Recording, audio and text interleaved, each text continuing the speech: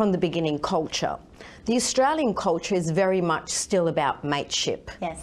A global culture, if we look at the various religions, which are some of the strongest advocates to hold women back, are based on male concepts and male traditions that have excluded women.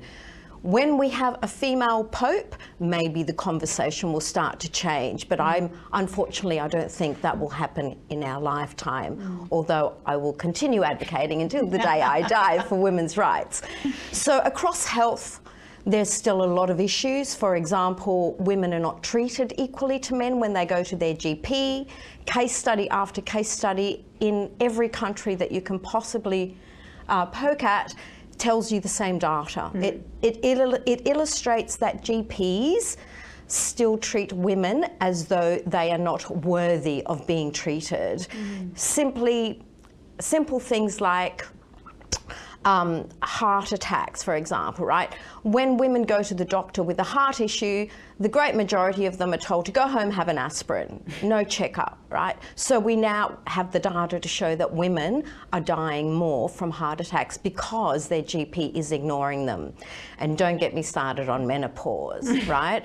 All of the issues that are experienced only by the female body appear to be less important. So there's not enough research. The male body is constantly used and the female body is ignored. If we go back from the beginning, the aspirin, for example, right? The aspirin was on the market for approximately 100 years, and then a woman said, the aspirin's killing women. Maybe we should change the recipe. And so it was changed, and now we know that less women die from taking aspirin or any of those common medications. But the issue here is that the female body is very different to the male body from a biological perspective. Yes. But the medical industry treats it as though the male body is the only important one. All the research is done on the male body, all the testing is done on the male body, and so the horrendous consequences that we see are then experienced by women because our hormones are very different. And so a medication or a test, or, you know, the old, oh yes, if you have a heart attack, you'll feel it in your right arm. Well, no, women don't feel it in their right arm, only men do. So that's health. From an education perspective,